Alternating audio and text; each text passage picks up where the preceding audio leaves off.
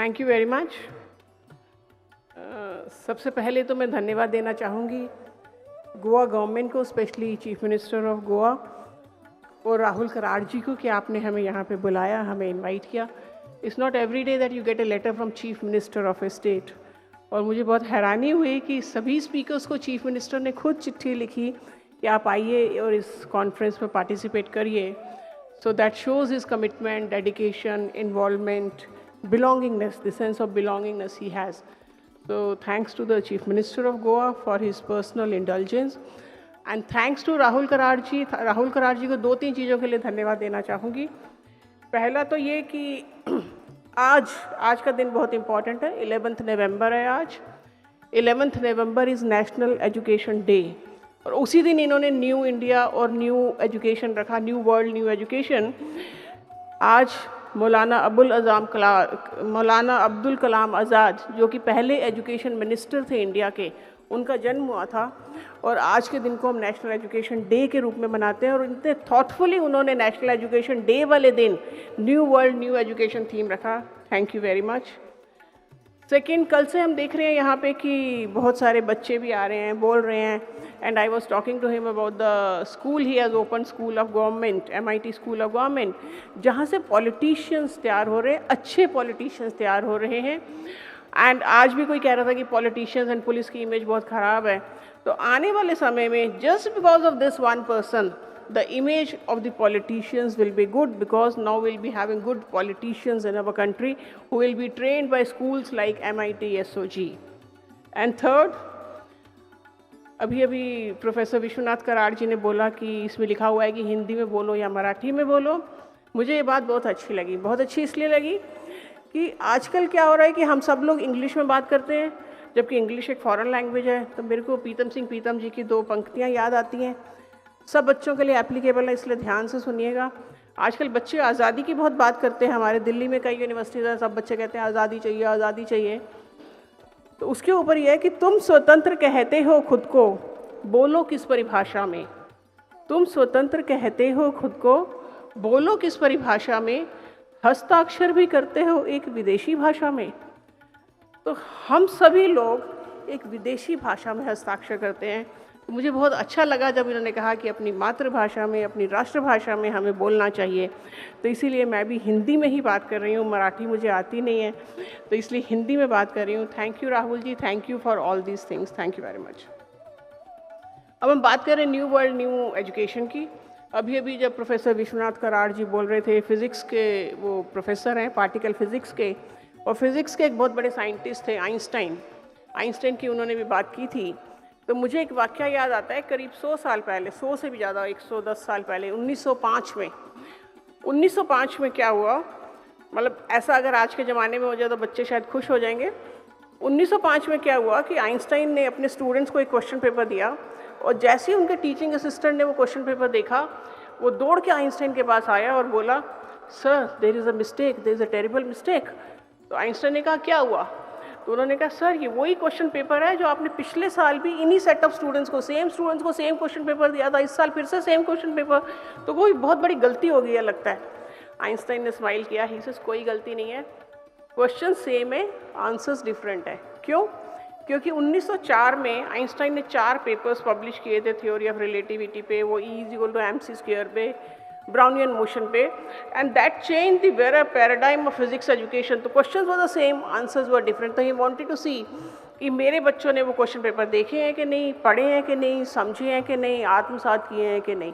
इसीलिए उन्होंने same questions, तो questions were the same, answers were different. Similarly हमारे देश की जो नई एजुकेशन पॉलिसी आई है 34 साल बाद, इससे पहले और ऑल्सो कोरोना से पहले और कोरोना के बाद, पॉलिसी से पहले और पॉलिसी के बाद क्वेश्चन सेम है। कैसे पढ़ाना है, क्या पढ़ाना है, कैसे बच्चों को इवैल्यूएट करना है, कैसे उनको एम्प्लॉयबल बनाना है, पर आंसर्स बदल गए हैं। आंसर्स बिल्कुल बदल गए हैं, पॉलिसी से पहले, पॉलिसी इम्प्लीमेंटेशन के बाद। कैसे? सबसे पहले आते हैं कि कैसे पढ़ाना है। जब हम न्यू एजुकेशन, न्यू वर्ल्ड की बात करते हैं, तो आने वाले समय में भारत में कैसे पढ़ाया जाएगा। आज के ज़माने में कैसे पढ़ाते हैं कि बच्चे को क्लास में लेक्चर दिया जाता है, क्लास में टीचर पढ़ाते हैं, बच्चे नोट करते हैं, नोट्स बनाते हैं, घर जाते हैं, उसके ऊपर मनन करते हैं, समझते हैं, एनालाइज करते हैं। बाहर के देशों में क्या होता है, बच्चे घर से पढ़ के आते हैं और क्लास में क्या होता है, सिर्फ अंडरस्टैंडिंग होती है, डिस्कशंस होते हैं, ग्रुप डिस्कशंस होते हैं, समझने की प्रक्रिया होती है। तो हमारे देश से बिल्कुल उल्टा है, उसको हम बोलते हैं फ्लिप्ड क्लासरूम मॉडल। फ्लिप मतलब बिल्कुल उल्टा हो गया कि यहाँ पे हम बच्चे घर क्लास में पढ़ते हैं, घर पे जाके मनन करते हैं, वहाँ बच्चे घर से पढ़ के आते हैं, क्लास में मनन करते हैं।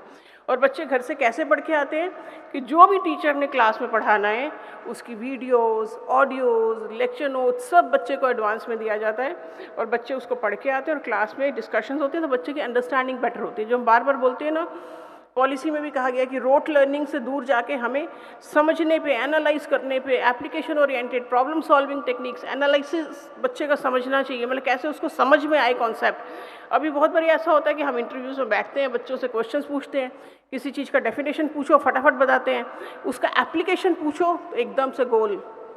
तो पॉलिसी में ये कहा गया है कि हमें फ्लिप्ड क्लासरूम मॉडल अपनाना है, बच्चों को इस तरीके से पढ़ाना है कि अंडरस्टैंडिंग डेवलप हो, ना कि रटना। और जब उसी के साथ साथ जब हम असेसमेंट एंड इवैल्यूएशन करते हैं, आप ज़्यादातर असेसमेंट एंड इवैल्यूएशन कैसे होता है, पूरे सेमेस्टर के बाद एक 3 घंटे का एग्जामिनेशन होता है, उसके बेसिस पे बच्चे को असेस किया जाता है, इवैल्यूएट किया जाता है, ग्रेड दिया जाता है, परसेंटेज दी जाती है और बच्चा पास हो जाता है उस सब्जेक्ट में। पर आपने देखा कोरोना में वो 3 घंटे का एग्जामिनेशन करना कितनी बड़ी चुनौती बन गया सबके लिए। ऑफलाइन कर नहीं पा रहे, क्यों? क्योंकि कोरोना है, सबको डर है कि बच्चे बीमार हो जाएंगे। ऑनलाइन कर नहीं पा रहे क्योंकि इतना बड़ा देश है, इतनी डाइवर्सिटी है, इतना डिजिटल डिवाइड है हमारे देश में। किसी के पास तो सब कुछ है, किसी के पास बिजली भी नहीं है, किसी के पास कंप्यूटर नहीं है, किसी के पास नेटवर्किंग नहीं है, और तो और किसी के पास स्पेस नहीं है। स्पेस इन द सेंस कि जब आप ऑनलाइन पढ़ते हैं तो आप एक अकेला कमरा भी चाहिए, शांत कमरा जहाँ बैठ के पढ़ सके, वो तक नहीं है बहुत से बच्चों के पास। तो इसलिए हम ऑनलाइन भी नहीं कर पा रहे थे, ऑफलाइन भी नहीं कर पा रहे थे। फिर पॉलिसी में ये लिखा गया कि ये कोई बेस्ट तरीका नहीं है पढ़ाने का और बच्चों को असेस करने का, कि आप एक 3 घंटे में असेस कर लें कि बच्चे ने कितना पढ़ा और कितना उसको समझ में आया, और वो भी मोस्टली मेमोरी टेस्ट करने के लिए कि हाँ जो जो उसने पढ़ा उसने वहाँ पे लिख दिया। तो पॉलिसी ने लिखा है कि कंटिन्यूअस असेसमेंट एंड इवैल्यूएशन होना चाहिए। तो अब जितने भी बच्चे यहाँ बैठे हैं, आने वाले समय में कंटिन्यूअस असेसमेंट एंड इवैल्यूएशन का मतलब है थ्रू आउट द सेमिस्टर बहुत सारे तरीक़ों से, चाहे वो क्विजेज हो, प्रोजेक्ट्स हो, असाइनमेंट्स हो, फेस टू फेस इंटरव्यूज़ हो, ग्रुप डिस्कशंस हो, बहुत सारे तरीक़ों से through out the semester assessment and evaluation होगा बच्चों का।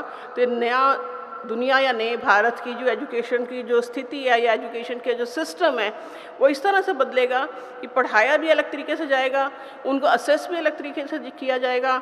एम्प्लॉयबिलिटी, बहुत बार कहते हैं कि बच्चे हमारे जाते हैं उनको नौकरियां नहीं मिलती, क्योंकि वो अनएम्प्लॉयमेंट इशू नहीं है, अनएम्प्लॉयबिलिटी बड़ा इशू है। अनएम्प्लॉयबिलिटी, वो एम्प्लॉयेबल ही नहीं है, वो नौकरी करने के लायक ही नहीं है, इसलिए उनको पहले फिनिशिंग स्कूल्स में भेजो, उनको एम्प्लॉयेबल बनाओ। तो उसके लिए भी कहा गया है कि इंटर्नशिप्स, लर्निंग बाय डूइंग, कि करके, हाथ से करके बच्चे सीखेंगे, तो हर सेमेस्टर में उनको इंटर्नशिप के लिए भेजा जाए। और सबसे बड़ी चीज़ जो बच्चों के लिए खुशी की बात होगी, आज अगर आपको फिज़िक्स के साथ म्यूज़िक पढ़ना है आप नहीं पढ़ सकते, आपको केमिस्ट्री के साथ हिस्ट्री पढ़नी है आप नहीं पढ़ सकते। और बहुत सारे बच्चे हैं जिनको केमिस्ट्री में भी इंटरेस्ट है, म्यूज़िक में भी है, हिस्ट्री में भी है। तो आने वाले समय में आप कुछ भी पढ़ सकते हैं, जो आपका मन है पढ़िए। एक कॉन्सेप्ट है ABC, ABC मतलब एकेडमिक बैंक ऑफ क्रेडिट। तो एकेडमिक बैंक ऑफ क्रेडिट में किसी भी यूनिवर्सिटी से, मतलब उसमें कहते हैं कि student is treated like a king, राजा की तरह आप जो चाहे करिए, कुछ भी पढ़िए, किसी भी यूनिवर्सिटी से पढ़िए, किसी भी मोड में पढ़िए, और फिर उसके बाद आपको डिग्री भी मिलेगी। और पर एक चीज़ और याद रखिएगा कि आने वाले समय में नौकरियां डिग्री के बेसिस पे नहीं मिलेगी, नौकरी आपके नॉलेज के बेसिस पे मिलेगी। मुझे याद आता है कि एक प्लेटफॉर्म है, एडेक्स करके एक प्लेटफॉर्म है, which is a MOOCs platform, मूक कोर्सेज जहाँ बच्चे करते हैं।